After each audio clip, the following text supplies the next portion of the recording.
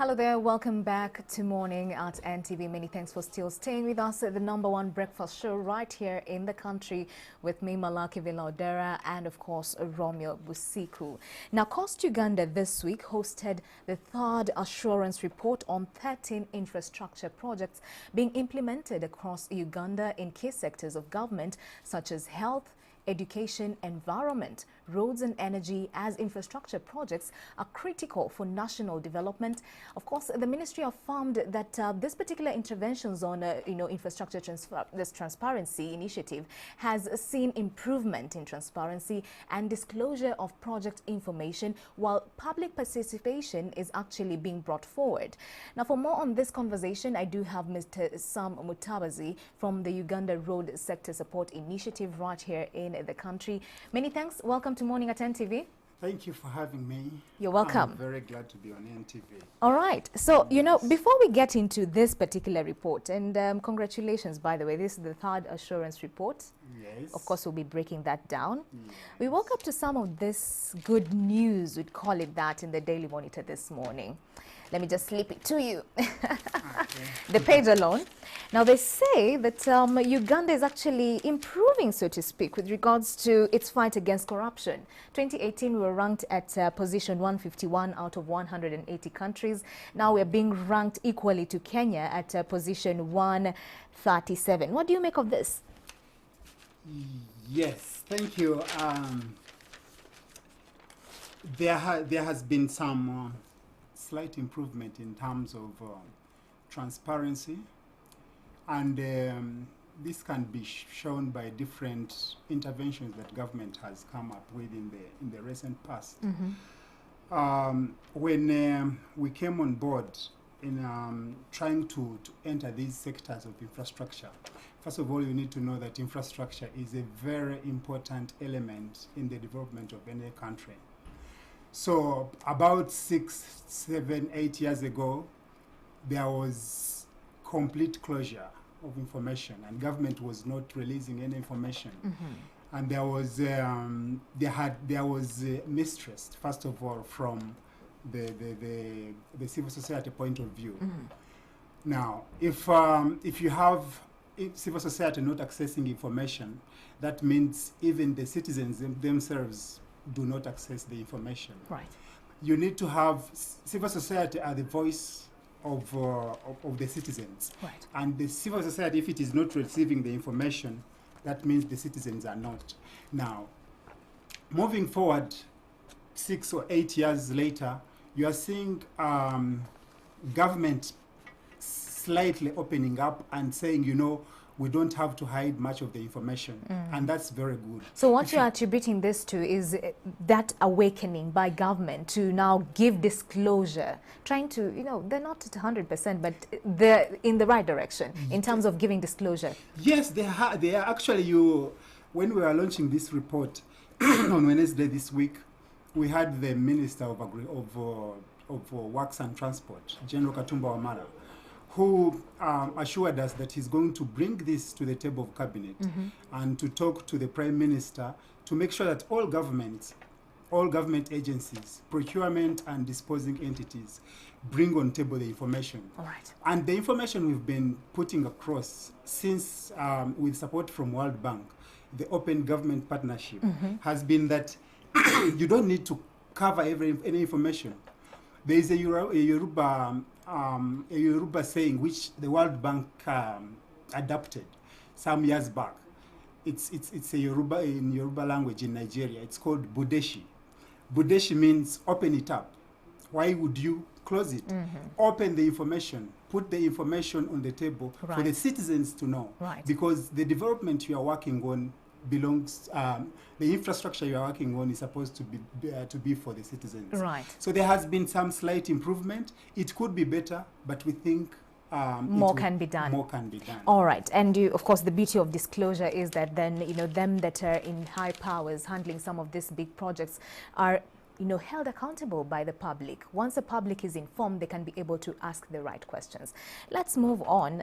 We have the third assurance report that is out now, and just comparing it to the 2017 kind of report, I think this has been a growth trajectory even for Coast Uganda, because when I look at the first assurance report, you're able to just look into 5 kind of projects, infrastructural projects. Now, in the second one, you're only able to look at pretty much 8 projects, but on this one, it's 13 projects.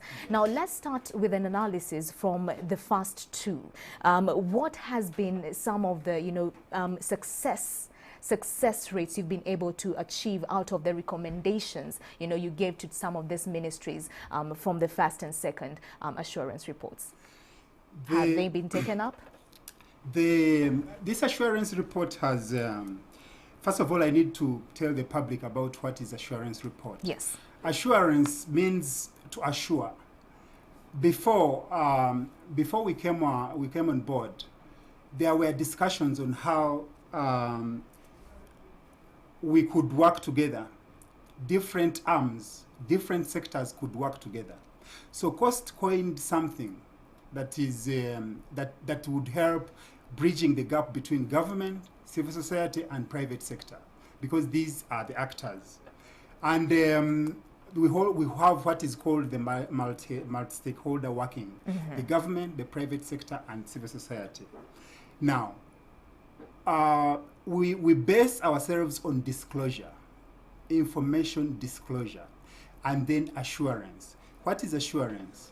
Assurance means we go out, request for information from predisposing entities, or PDEs, and when we get that information, we make sure we interpret it and send it back to them and ask them, this is what we have found out, the good and the bad.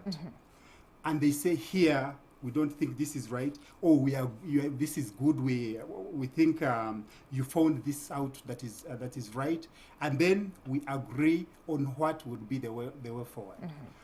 So we normally look for projects, working with PPDA, to get the projects that can be assured, or the projects that can go through. Okay, so for the first and the second? Now, for the first and the second assurance reports,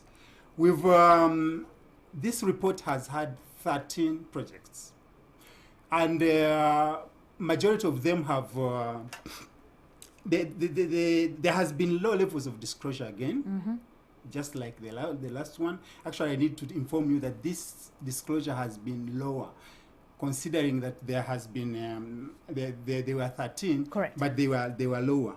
Now, there was poor and sometimes lack of evidence in terms of what is being done. But overall, if you look at the Ministry of Work, Ministry of Water and Environment, for instance, it came out full blast to present the information that they had.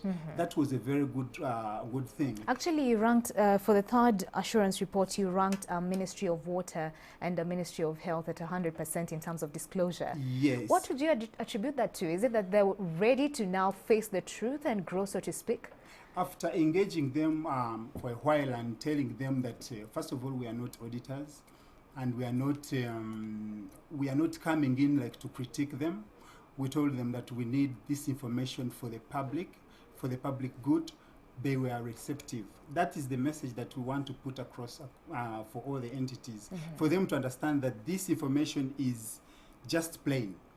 Put the information out, and we will not use it for any bad intentions. Correct. We will make sure that the information is used rightly and consumed by the final user, who are the public. All right, but generally out of the 13 projects, the disclosure rate was at 44%. Yes. Would you say that maybe could have compromised the outcome of this particular process?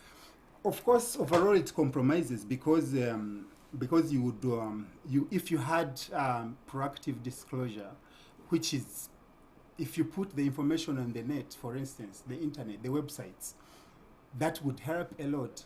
One, we would pick it, interpret it, and send it out to the public. Okay. So there has the less information that has been provided. For instance, the projects which we assured were worth 74 million, only $74 million. Yet, in actual sense, all the 13 projects, if you were to total them up, they would go up to over $1 billion. So we are the amount of money that we are able to, the funds that we are able to look at are far less compared to the overall trajectory of the budget for these projects. Okay, you know, when I look at the numbers here, just trying to look at, matters works and, the workspace in this particular country, it took the lion's share in financial year 2019-2020. That means that there's much push to grow the infrastructure. Of course, you have the tagline of better infrastructure, better lives for the people. But when you look at the outcomes of this particular kind of, trajectory, according to IMF 2018 Article 4 report, it says that government investment of infrastructure was actually at 8.9% of the GDP.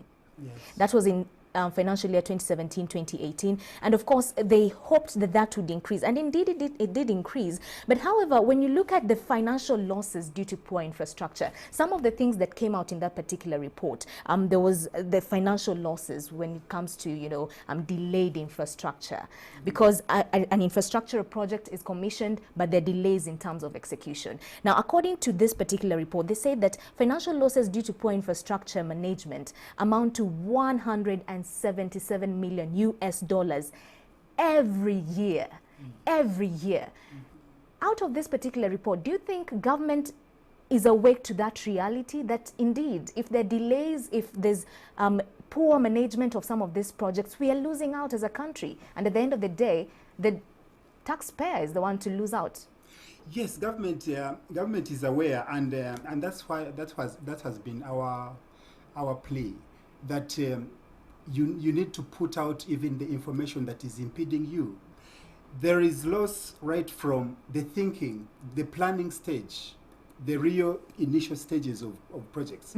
And projects are delayed right from the time of planning. I will give you an example. We have two major projects that have been on hold for some time. You have Kampala Jinja Expressway, and you have PG Busega, Kampala Busega and PG Expressway. These were conceived many years ago, but they have not been implemented. Now you have delay from the planning, you have delay from the actual implementation, the resettlement of people, and the execution itself. So these delays have impact. Every delay of a project means money is lost. Correct. Every delay, you need projects to move on very fast because you want to redeem money. So there has been... Yeah. So are we saying that government lacks is it loan guidance, so to speak? Because when you talk of some of this, cost overruns, time overruns, and of course us losing out, it means that money was already borrowed, but the execution is delaying. Yes, sometimes it may even be government's own money. Correct. We've seen projects that have been fully funded, 100% funded by government, and they are delayed, or even in the execution. So you need to, it goes back to the planning. But the most important point which I wanted to deliver was that in assurance, you assure the public and tell the public that we are facing these challenges. The public would understand. But you see, what is happening is that sometimes you have issues with the public disposing entity, and it keeps quiet, and the public is kept in the dark, and you don't know exactly what is happening. So that creates animosity, it creates lack of trust, it creates the public to become anxious, what is exactly happening. And if there was clear sequencing of planning and knowing and the involvement of all actors, you'd have projects that are delivered on time and with value for money. Right. When you're talking about value for money, especially for the projects that you're borrowing to implement, we've been talking about, time runs, overruns, and so to speak. Interest payments amounted to about 26.54%, and works and transport pretty much had 14.66%. That means that we have money that we borrowed. already beginning to accrue interest, and we borrowed in USD. And the execution is delaying, so to speak. So let me ask you, some of the recommendations, you said that one of the things that has to be checked is changes of the work scope. Yes. Changes of the work scope. That speaks volumes to the planning. When you look deeply, because once you're doing some of this audit, viewed kind of processes, you delve deep into some of these challenges. What would you say is our biggest impediment to achieving great planning prospects as a country? Because right now, even politically, we're saying that the Ministry of Finance is saying that we have to borrow money for the elections. Okay. That means that we are grappling with an issue of planning. So when you look deeper, especially when it comes to infrastructural projects, what is this one challenge that we've always grappled with as a country, such that we are accruing interest and these projects are not taking off? The clear issue, which is not normally spoken, is that the people who, the development partners who give government money do it to make profits.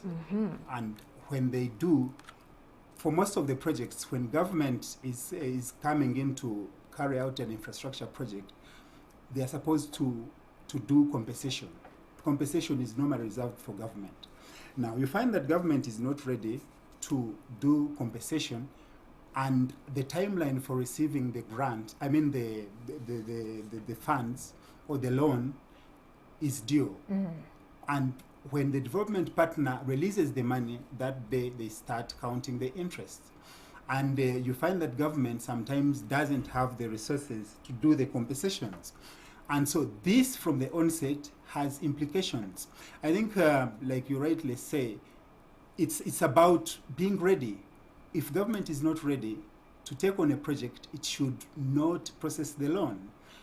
Only process the loan when the money is ready. I mean, when you are ready to compensate the people. But is that rocket science for government to understand where? It seems like government is always on pressure to get some of this money. Where is the pressure coming from? If we're not ready, don't get the money. The budget is always, it's almost, Uganda is operating a cash budget. The money that is collected is put in Bank of Uganda, and Bank of Uganda releases it according to how much has been received. So it's very difficult. For instance, today, this coming financial year, government's budget is about 39 trillion. Yes, 39.6. 39.6 trillion. Right. And it's not very clear how much URA is going to collect. And as you rightly say, the elections, for instance, the government is going to borrow some money for elections. How about that? How that has an implication on how government manages its funds to make sure that it does the work that it's supposed to do. It's hard, it's very difficult, because all the sectors actually would require substantial amounts of money. And to collect all that money and make sure that it goes to the right sector at the right time may be complicated for the part of government. So what's the quick solution for us? Because we can't continue grappling with the same challenges year in, year out, every financial year in terms of poor planning, because at the end of the day, the taxpayer is the one who is bearing the hardest brunt here. And the cost of living is even skyrocketing because these interests are accruing. That means some of these things, the economies are not working out and matching out. The math is not working out. So what's the quick solution in terms of planning? The quick solution is to have, we were glad, like I said, General Katumba Wamala promising us that he's going to talk to cabinet. If you have government working as a unit, each one knowing what the other is doing and supplementing each other on what they should do. For instance, among the recommendations we are making is that PPDA should bring to order the procurement and disposing entities to tell them, you have to display your information that you have. It doesn't matter whether it's negative or positive. Just say, last year we didn't receive the amount of money we were promised in the budget. That is good enough. But, and if you are beginning a project, for instance, a road, ensure that the citizens are going to be updated and told, we are going to build this road. It's 50 kilometers. Right. It's going to benefit you in this way. And we are going to compensate people who are within a range of maybe 30 meters from the road or something like that. That will help. This development is like bathing. You never stop bathing, Right. because you are going to get dirty. Right. What we are happy about is that we are beginning somewhere, and we will get somewhere, maybe Okay. in the next 10 or so years. All right. It's always about improvement. Yeah, you know, I was also looking at the numbers again. Now, according to this current financial year that is ending in June, July, we get into the other financial year, the works bit sector was actually allocated 4.8 trillion. Now, out of that 4.8 trillion, we only had 26 billion going into construction and quality assurance. That's just 1% of that total allocation of 4.8 trillion. Is it that you're not paying attention to the need of monitoring the quality of these infrastructural projects? Because when we look at a project, number one, the commencement of it is critical in terms of trying to make some business sense out of it and not to gain losses. The other thing is the quality of the implementation, which was given 1% out of this particular budget. The other bit is the timeline it takes for this project to be completed. And the other thing is, will this project, of course, that should be the first thing before even we consider any project, will it make fiscal sense to the year, to the country? Now, my question to you is, why are we having only 1%? Is it that we are not getting the sense of the importance of this quality assurance kind of, monitoring? Infrastructure development is very complex, and I must say that there are so many underlying issues that you may not envisage, you may not understand from a layman's point of view. You may project that you are going to build this building in the next 5 years, and you have several issues that you may not have thought that they are going to arise. We have to agree with that. For most of the projects, some of the best construction projects have run into problems midway or at some point. This is dismal. The 1% is dismal in terms of investment. And actually, we've been trying to, at some point, there was a deliberate policy to make sure that we track the actual investment plans every year for these entities. For instance, the Ministry of Works, for instance, started to appraise and see how many kilometers, for instance, is UNRA doing per year, the actual ones that are covered year on and year on. That was at some point you found that they would say, no, there has been an overlay, but the road is not yet fully complete. Now, where do you term it? We've overlaid about 120 kilometers. The next phase would be to put a final layer of the road, which would make it complete. But if you are to average the amount of work we've done, it was so big. Right. But it goes back to planning. It goes back to saying the truth about what are your challenges. Right. For the public to appreciate. It also goes back to making sure that you are nationalistic in nature, and if we implement our projects on time, we will save money. We will give the people what they deserve, and we will be clean. All right. So it boils down to transparency and proper planning. Before we wrap this up, there's something else that also caught my eye in this particular report. And they say that the really big projects are still going to foreign contractors. The local contractors, wow, are not getting anything. They're just saying that in this particular report, only one contract above 20 billion was awarded to a local provider. 60% and beyond of these particular projects are given to foreign investors. Why? Is it that the local contractors don't have the capacity? What is PPDA saying? There has been a grapple by local providers to make sure that they get their fair share, which, according to the agreement that was reached at, for instance, in roads, was at 30% for providers. 30% is big.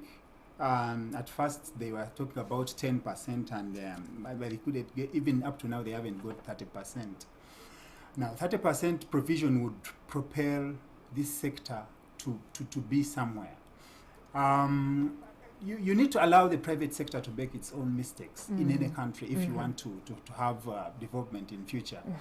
And what I've been arguing, for instance, personally, has been roads. Roads construction is not rocket science. Correct. Even if it were anyway. Give the local contractors their time to make mistakes, and in 10 years, you'll have very super performance. Now, there's a challenge because you have most of these contracts or projects funded exclusively by donor, they are donor funded. Now, donor funded, they come with strings attached, and Correct. they say, this kind of contract, about 500 billion, you can't give it to a local contractor because they don't have capacity. Now, the fundamental question is, when will the local contractors build the capacity, yes. without getting? And of course, with there have been, this is even good. 10 years ago, there was nothing. No local contractor could get a contract of 2 billion. So the equation, balancing equation here, or maybe the main reason as to why we're not having, you know, a majority of the local contractors taking on some of these projects is because of the question of capacity and not cost. Yes, it is a cycle. Because you don't have capacity, government can't give you work. And because you don't have work, you can't get money. Correct. And therefore you can't create your own capacity. So it keeps moving on. There would be, in our view, there would be a deliberate attempt by government to give work, make sure that there is correct supervision, and ensure that there is clear delivery of outputs as agreed or final work. And then that company would be able to get the money or the resources, and it would be able to reinvest and build its own capacity. But that's not happening right now. Right. All right. Thank you for the solutions right here this morning coming out of this particular, you know, report, the third assurance report. I want you to give last remarks and speak heavily on this particular ministries. For the third assurance report, we did have the PPDA recommending this particular ministries. We had the Ministry of Education and Sports, Ministry of Health, Ministry of Energy and Mineral Development, and also UNRWA. So I want you to speak heavily onto the recommendations in 1 minute as we bring this to a wrap, in terms of what you have recommended, and if we are to move forward as a country in terms of getting better infrastructure for better lives for Ugandans, what we ought to do. Speak to them. I think camera 2 is your camera in 1 second. Okay. There's a strong need for the entities to regularly update their websites. What we found out is that most entities do not put out information. Just that is proactive. Okay. Proactively giving the information. If it is UNRWA, if it is any institution, put the information on your website, and that's the first area of contact for the public. All right. The second one is PPDA needs to provide guidelines on what these entities are supposed to do. As Cost Uganda or Cost International, we have 42 data points that we require. Okay. And you find that most of them do not even provide up to 30. Points means they require the most critical information that we require. For instance, the cost. Right. What is the cost of the project? So guidelines are critical. The guidelines are very critical. Procuring entities should strengthen supervision. This is quite lacking. Correct. Without if you're getting only 1%. Yes. If you are not supervising the work, sometimes the contractor is doing to his own advantage. Correct. And he wants to save as much money as possible. Right. If you don't supervise them, you are going to find that they're not going to provide you the value for money that you require. All right, thank you so much. And the very last, in the report, you will find that for most of the projects, they are messy. There are some projects which are messy, especially buildings. When we went to the hospital in Kayunga, we found that when you reach there, you find the construction site is not organized. The books of reports, the reporting procedures are not right, and that puts it means if you are not writing it very well, you are getting it wrong. Okay, so and I think everything boils down to planning, proper supervision, and capacity building for our own. Yes. Many thanks for coming through, Mr. Sam Mutabazi. At least we wish you all the best. We hope that these ministries take up these recommendations. Thank you for having me as well. Okay, so we'll have you back on the fourth one and also to analyze the uptake on the third one. Well, that's it for our Kickstarter conversation this morning. Keep your views coming. #morning@ntv. We're taking a short breather. Don't go anywhere. We'll be right back.